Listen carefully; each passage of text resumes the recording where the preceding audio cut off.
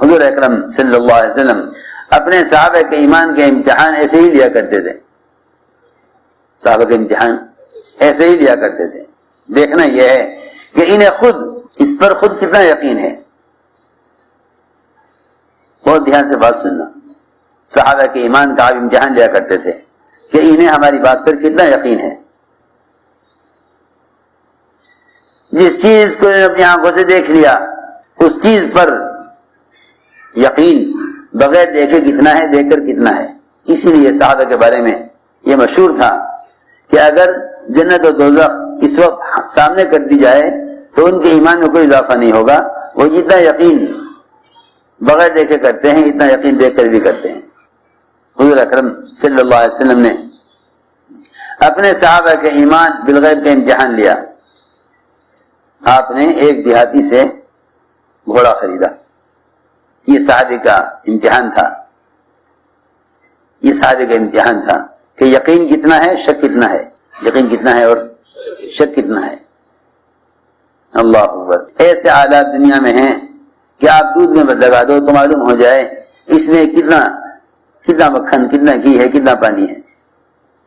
جب مخلوق جس کو آدمی دیکھ کر نہیں بتا سکتا کہ اس میں کتنا گھی ہے، کتنا پانی ہے، کتنا اصلی ہے، کتنا نقلی ہے، اور اس کے لیے آلات اور اس کو ناپنے کے ذرائع موجود ہیں، تو پھر سیدھی سیدھی بات ہے کہ اللہ رب العزت نے ایمان کو جو خالص کیا ہے ہر ملاوٹ سے، اور ایمان کو جو خالص کیا ہے ایمان کی قوت اور اس کے فوائد سے، اس کو ناپنے کے، دیکھنے کے آلات اور طریقے کیوں نہیں ہوں گے.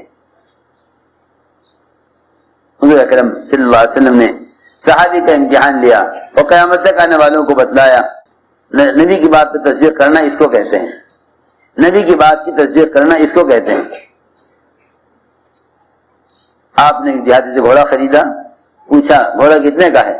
اس نے کہا جی اتنے کا ہے. فرمایا آؤ میں تمہیں گھوڑے کی قیمت دے دوں.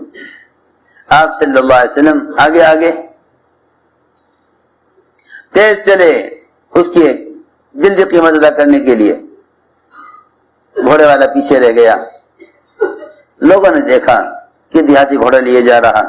لوگ نہیں جانتے تھے کہ حضور اکرم صلی اللہ علیہ وسلم خرید چکے ہیں. لوگوں نے کہا گھوڑا بیچو گے؟ اس نے یہ نہ کہا کہ گھوڑا بک چکا ہے. اس نے قیمت بڑھا کر بتلائے لوگوں کو تو لوگ خریدنے میں تیار ہو گئے. اس نے آواز دے کر کہ اے محمد صلی اللہ علیہ وسلم آپ گھوڑا خریدیں گے ان کو بھیج دوں؟ آپ نے فرمایا میں تو یہ گھوڑا تم سے خرید چکا ہوں. میں گھوڑا تم سے خرید چکا ہوں. میرا تمہارا معاملہ ہو چکا ہے. میں تمہیں قیمت دینے جا رہا ہوں. میرا آپ کا معاملہ ہو چکا ہے. گھوڑا خرید چکا ہوں. گھوڑے والے نے کہا نہیں میرا آپ کو کوئی معاملہ نہیں ہوا، میں نے آپ کو نہیں بیچا. فرمایا نہیں میں خرید چکا ہوں. گھوڑے والے نے کہا اچھا اگر آپ سچ ہیں، سچ بول رہے ہیں تو گواہ لائیے. اسے معلوم تھا گواہ کوئی ملے گا نہیں. گواہ کوئی ملے گا نہیں. دو کے درمیان بات ہوئی. فرمایا کہ آپ نے فرمایا گواہ تو کوئی نہیں تھا. کہ نہیں آپ گواہ لائیے جو گواہی دے کہ آپ خرید چکے ہیں. ابھی آپ کے دیہاتی کے درمیان بات چلی رہی تھی. اتنے میں حضرت خزیمہ ابن ثابت رضی اللہ تعالیٰ عنہ وہ وہاں سے گزر رہے تھے. انہوں نے دیکھا کہ دیہاتی کہتے تھے کہ گواہ لائیے. آگے بڑھ کر کہا کہ میں گواہی دیتا ہوں، میں گواہی دیتا ہوں کہ آپ نے گھوڑا خرید لیا تھا. حضور اکرم صلی اللہ علیہ وسلم نے ان صحابی سے بطور امتحان کے پوچھا. یہ پوچھا بطور امتحان کے تھا تم نے کیسے گواہی دی؟ تم موقع پر موجود نہیں تھے. یہ سوال بڑا سخت سوال ہے.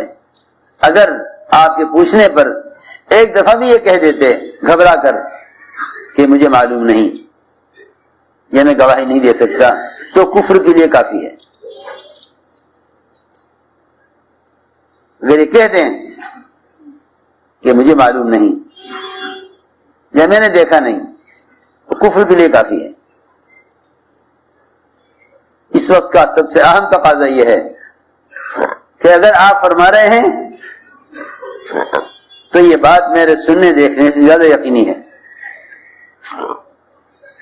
آپ نے سوال کر دیا صحابی سے کہ تم نے کیسے گواہی دی، اس کا جواب دو۔ سوال گھوڑے کا ملنے نہ ملنے کا نہیں ہے، سوال اس کا ہے کہ تم نے جو گواہی دی ہے، اگر تم سے اس گواہی کے بارے میں سوال کیا جائے تو تم اپنی گواہی سے پھر تو نہیں جاتے؟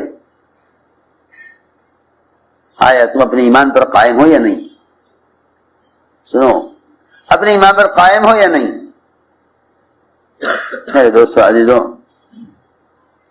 لوگ اتنے دین کو تسلیم کر لیتے ہیں جتنے دین کی ان کی عقل اجازت دیتی ہے، اتنی بات کا یقین کر لیتے ہیں جتنی بات ظاہر کے اعتبار سے سمجھ میں آتی ہو،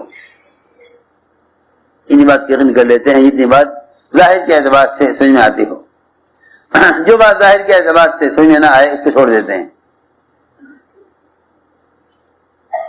حضرت خزیمہ نے عرض کیا کہ میں گواہی کیوں نہ دوں، میں گواہی کیوں نہ دوں؟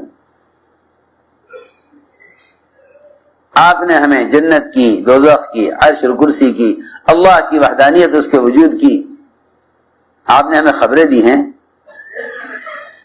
ہم نے تو کچھ بھی نہیں دیکھا، ہم تو سب کو یقینی مانتے ہیں صرف آپ کے کہنے کی وجہ سے۔ تو جو ذات اتنی بڑی چیزوں کے بارے میں غلط نہیں کہہ سکتی، وہ ایک گھوڑے کے بارے میں کیا جھوٹ کہے گی؟ نعوذ باللہ۔ مجھے یقین ہے کہ آپ نے اس سے گھوڑا خرید لیا تھا۔ اسے کہتے ہیں ایمان بالغیب۔